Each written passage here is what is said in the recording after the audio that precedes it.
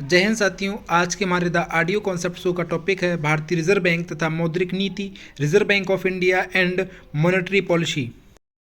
सबसे पहले बात करते हैं भारतीय रिजर्व बैंक के महत्वपूर्ण तथ्यों के बारे में। भारतीय रिजर्व बैंक भारत का केंद्रीय बैंक है। यह भारत के सभी बैंकों का संचालक है। रिजर्व बैंक भारत की अर्थव्यवस्था को नियंत्रित करता है। शुरुआत में यह एक निजी बैंक या प्राइवेट बैंक था, जिसका राष्ट्रीयकरण नेशनलाइजेशन भारत सरकार द्वारा 1949 में किया गया, जिसके बाद यह पूरी तरह से भारत सरकार के स्वामित्व वाली बैंक बन गई। मुद्रा की छपाई, प्रिंटिंग ऑफ करेंसी के मामले में भारत में आरबीआई को एकाधिकार मोनोपोली है। इसका मुख्यालय मुंबई है। हम लोग भारतीय रिजर्व बैंक के इतिहास के बारे में चर्चा करेंगे। भारतीय रिजर्व बैंक की स्थापना प्रथम विश्व युद्ध के बाद उत्पन्न हुए आर्थिक समस्याओं से निपटने के लिए किया गया था। इसकी स्थापना 1 अप्रैल 1935 को reserve bank of India act 1934 के अनुसार की गई थी। प्रारंभ में इसका केंद्रीय कार्यालय कोलकाता तथा सन 1937 में इसका केंद्रीय कार्यालय मुंबई स्थानांतरित कर दिया गया। बाबा साहब डॉक्टर भीमराव अंबेडकर जी ने भारतीय रिजर्व बैंक की स्थापना में अहम भूमिका निभाई है। उनके द्वारा प्रदान किए गए दिशा निर्देशों या निर्देशक सिद्धांत के आधार पर भारतीय रिजर्व बैंक बनाई गई थी। आरबीआई के दिशा निर्देश या गाइडलाइंस, कार्यप्रणाली एवं दृष्टिकोण डॉक्टर बी.आर. अंबेडकर की पुस्तक the problem of the rupee, its origin and it's solution, इसे हिंदी में कहते हैं रुपया की समस्या, इसके मूल और इसके समाधान की अवधारणा पर आधारित इसकी स्थापना है। आरबीआई की स्थापना 1926 में गठित हिल्टन यंग कमीशन, जिसे royal commission on Indian and finance के नाम से भी जाना जाता है, की सिफारिश के आधार पर हुई थी। बैंक की कार्य पद्धति या काम करने की शैली और उसका दृष्टिकोण बाबा साहब ने हिल्टन यंग कमीशन के सामने रखा था। तब इसके सभी सदस्यों ने बाबा साहब ने लिखे हुए पुस्तक the problem of the rupee, its origin and it's solution की जोरदार वकालत से उसकी पुष्टि की थी। रिजर्व बैंक ऑफ इंडिया के क्षेत्रीय कार्यालय एवं शाखाएं, रीजनल ब्रांचेस एंड ऑफिसेस। भारतीय रिजर्व बैंक के 4 क्षेत्रीय कार्यालय दिल्ली, मुंबई, कोलकाता एवं चेन्नई एवं 27 स्थानीय कार्यालय लोकल ऑफिस तथा 4 उप कार्यालय सब ऑफिस हैं। आरबीआई के 4 क्षेत्रीय कार्यालय भारत के 4 क्षेत्रों का प्रतिनिधित्व करते हैं। नई दिल्ली उत्तर भारत का प्रतिनिधित्व करता है, कोलकाता पूर्वी भारत का, चेन्नई दक्षिणी भारत का तथा मुंबई पश्चिमी भारत का प्रतिनिधित्व करता है। बात करते हैं रिजर्व बैंक ऑफ इंडिया के स्ट्रक्चर या संरचना के बारे में। आरबीआई 21 सदस्यों वाली केंद्रीय निदेशक बोर्ड द्वारा संचालित होता है। इसके निदेशक मंडल या बोर्ड में एक गवर्नर, 4 डिप्टी गवर्नर होते हैं, जिसमें डिप्टी गवर्नर 4 से अधिक नहीं हो सकते हैं। इसमें 4 क्षेत्रीय बोर्डों का प्रतिनिधित्व करने वाले निदेशक या डायरेक्टर होते हैं। 2 वित्त मंत्रालय की तरफ से व्यक्ति जो आमतौर पर आर्थिक मामले में सचिव तथा वित्तीय सेवाओं के सचिव होते हैं। 10 अन्य सरकार द्वारा नामित विभिन्न क्षेत्र से संबंधित निदेशक government nominee director to represent important elements of Indian economy के तहत होते हैं। आरबीआई का मुखिया जो हेड होता है वो आपका गवर्नर कहलाता है।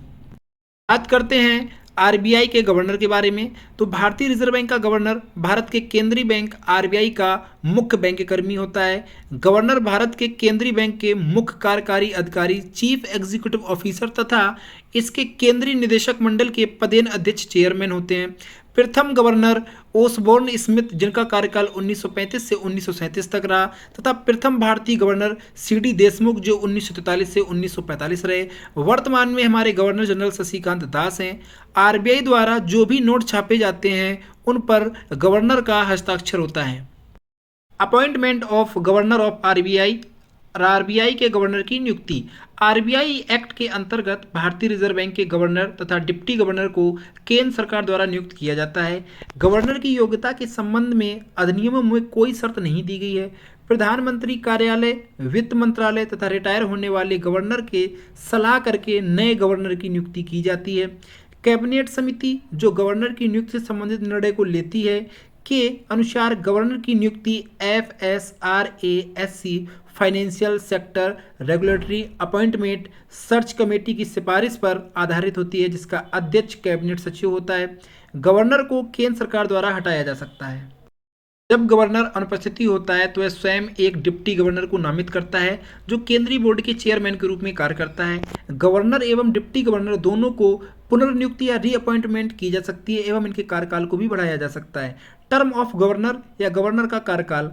भारतीय रिजर्व बैंक के अधिनियम सेक्शन 8 के क्लॉज 4 के अंतर्गत गवर्नर एवं डिप्टी गवर्नर के कार्यकाल के संबंध में बताता है, जिसके अनुसार गवर्नर तथा डिप्टी गवर्नर उस अवधि के लिए नियुक्त किए जाएंगे जो 5 वर्षों से ज़्यादा नहीं होगा। इसका निर्धारण केंद्र सरकार नियुक्त के समय कर सकेगी तथा पुनर्नियुक्ति के योग्य होंगे। अर्थात गवर्नर तथा डिप्टी गवर्नर का कार्यकाल नियुक्त के समय केंद्र सरकार निर्धारित करती है, जो कि 5 वर्षों से अधिक नहीं होता है। ऑफ आरबीआई या फंक्शन ऑफ आरबीआई या आरबीआई के कार्य, तो पहला कार्य है इसका मौद्रिक नीति तैयार करना, उसका कार्यान्वयन करना तथा निगरानी करना, वित्तीय प्रणाली का विनियमन एवं पर्यवेक्षण करना, विदेशी मुद्रा का प्रबंधन, मुद्रा जारी करना, उसका विनियमन करना और प्रचालन योग्य न होने पर उसे नष्ट करना, सरकार के बैंकर के रूप में कार्य करना, बैंकों के बैंकर तथा बैंक के रूप में कार्य करना, साख नियंत्रित करना, मुद्रा के लेन देन को नियंत्रित करना, विकासात्मक भूमिका निभाना आदि इसके प्रमुख कार्य हैं। मौद्रिक नीति तैयार करना, उसका कार्यान्वयन करना और निगरानी करना, preparation and implementation and supervision of monetary policy, इसके अंतर्गत मौद्रिक नीति तैयार करना और उसका कार्यान्वयन करता है और उसकी निगरानी की भी जिम्मेदारी आरबीआई की होती है। इसका मुख्य उद्देश्य मूल स्थिरता बनाए रखना और उत्पादक क्षेत्र को पर्याप्त ऋण उपलब्धता को सुनिश्चित करना भी होता है। इसके अंतर्गत हम लोग निम्नलिखित बातों को भी चर्चा करते हैं।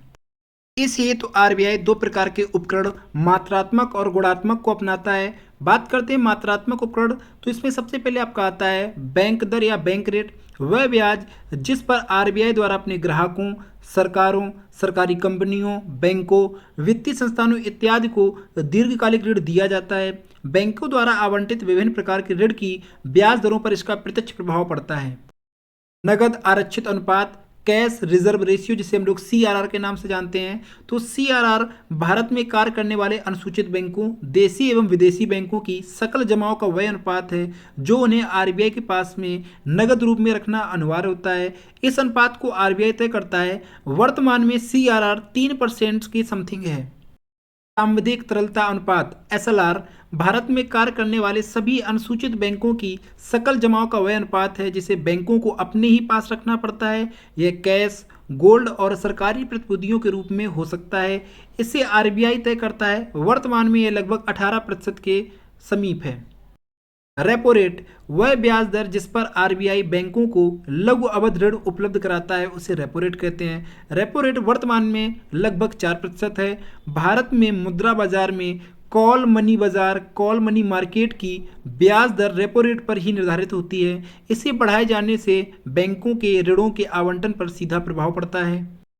रिवर्स रेपो रेट वह ब्याज दर जिस पर आरबीआई वाणिज्यिक बैंकों से धन उधार लेता है, रिवर्स रेपो रेट कहलाती है। यह वर्तमान में लगभग 3.35% है। इसकी शुरुआत आरबीआई द्वारा नवंबर 1996 में तरलता समायोजन सुविधा के नाम से शुरू की गई थी। इस व्यवस्था का उद्देश्य बैंकों की आय में वृद्धि करना तथा ताकि वे सस्ता ऋण आवंटन करके आर्थिक विकास को बढ़ावा दे सकें। सीमांत स्थायी सुविधा मार्जिनल स्टैंडिंग फैकल्टी रेट जिसे MSF कहते हैं। MSF के अंतर्गत भारत में कार्यरत वाणिज्यिक बैंक अपनी तरलता आवश्यकताओं के लिए सीधे भारतीय रिजर्व बैंक से कर्ज ले सकते हैं।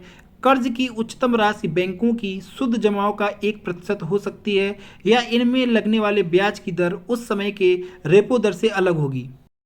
खुला बाजार प्रचालन ओपन मार्केट ऑपरेशन OMO खुला बाजार प्रचलन एक ऐसा उपकरण है जिसका उपयोग आरबीआई अर्थव्यवस्था में मुद्रा आपूर्ति को नियंत्रित करने के लिए करता है। इसमें आरबीआई द्वारा सरकारी प्रतिभूतियों एवं ट्रेजरी बिलों को खरीदा और बेचा जाता है। जब कभी भी आरबीआई को लगता है कि बाजार में तरलता आवश्यकता से अधिक है तो वह अपनी प्रतिभूतियों को बाजार में बेचकर बाजार से मुद्रा बाहर करने का मार्ग को अपनाती है।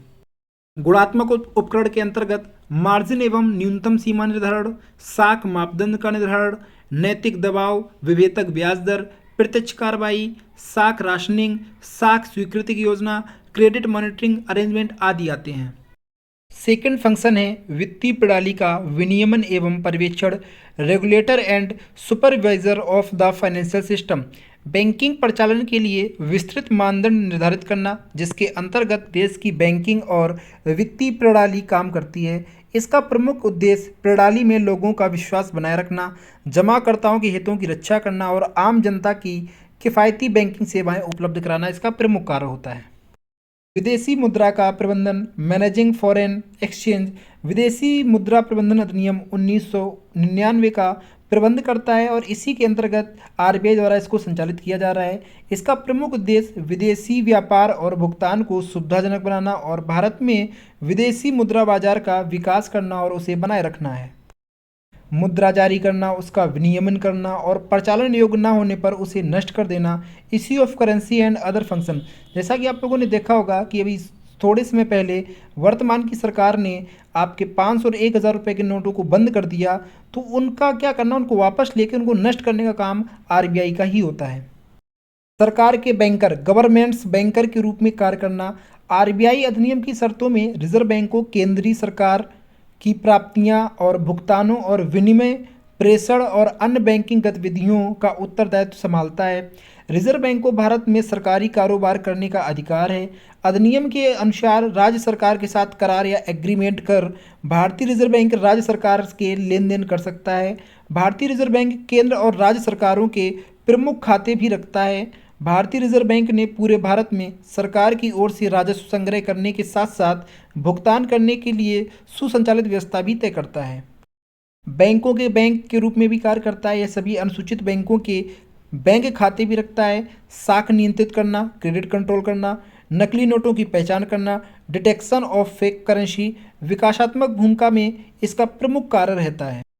गैर निष्पादित पर संपत्ति, non performing asset NPA, bank ग्राहकों को ऋण देता है जो बैंक की परिसंपत्ति कहलाता है, लेकिन उस ऋण का एक निश्चित समयावधि तक बैंक को मूलधन तथा ब्याज की किस्त का भुगतान नहीं मिला तो उसे ही गैर निष्पादित परिसंपत्ति कहा जाता है। भारत में एनपीए के लिए यह समय अवधि 90 दिन है, अर्थात यह माना गया है कि जिन सामान ऋण के संबंध में एक वर्ष में एक तिमाही या 90 दिनों से अधिक ब्याज तथा मूलधन की किस्त का भुगतान नहीं मिला हो उसे एनपीए की श्रेणी में रखा जाता है। लेकिन कृषि ऋण में तो तब एनपीए घोषित करते हैं जब ब्याज तथा किस्त अदायगी 2 फसल सीजन के बाद न हो सके। सरफेसी एक्ट 2002 में सरकार ने विलफुल डिफॉल्टरों के लिए इसको जारी किया था, जिसमें बैंक तथा वित्तीय संस्थाओं को एनपीए से निपटने के लिए बहुत अधिक शक्ति मिल सके। ऐसे कर्जदार जो जानबूझकर ऋण अदा नहीं करना चाहते हैं उन्हें विलफुल डिफॉल्टर कहा जाता है।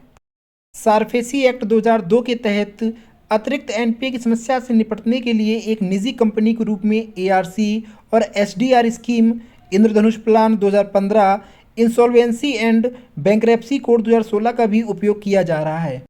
बैंकों का पुनर्पूंजीकरण। एनपीए की समस्या से जूझ रहे बैंकों की हालत सुधारने के लिए सरकार ने बैंकों को धनराशि अतिरिक्त पूंजी के रूप में देने की घोषणा की थी। इसे ही बैंकों का पुनर्पूंजीकरण कहा जाता है। बैंकिंग सुधार से संबंधित प्रमुख समितियां। घोष समिति, बैंकों में धोखाधड़ी रोकने के उद्देश्य से इस समिति का गठन किया गया था। दूसरी समिति है एसएस तारापुर समिति, विदेशी विनिमय में पूंजी खाता परिवर्तनीयता के उद्देश्य से इसका गठन किया गया था। विमल जालान समिति, नए बैंकों के परमिट के लिए प्राप्त आवेदनों की समीक्षा के उद्देश्य से इस समिति का गठन किया गया था। नेक्स्ट समिति है ऊषा थारोड समिति, देश के सभी गांवों में वित्तीय सेवाएं उपलब्ध कराने के उद्देश्य से इस समिति का गठन किया गया था। नेक्स्ट समिति है आपकी नचिकेत मोर समिति, निम्न आय वाले परिवारों एवं छोटे व्यवसायों को व्यापक वित्तीय सेवाएं उपलब्ध कराने के लिए इस समिति की स्थापना या गठन किया गया था। इस द ऑडियो कॉन्सेप्ट शो के अंतर्गत हम लोगों ने भारतीय रिजर्व बैंक के अंतर्गत जितने भी यूपीएससी प्रीलिम्स, पीसीएस प्रीलिम्स या और जितने भी अन्य छोटे एग्जाम होते हैं उसमें सारे प्रश्नों को कवर करने की कोशिश की है और इसके बारे में डिटेल से पढ़ने के लिए आपका एक और डिटेल्ड वीडियो अपलोड कर दिया जाएगा। जय हिंद, जय भारत।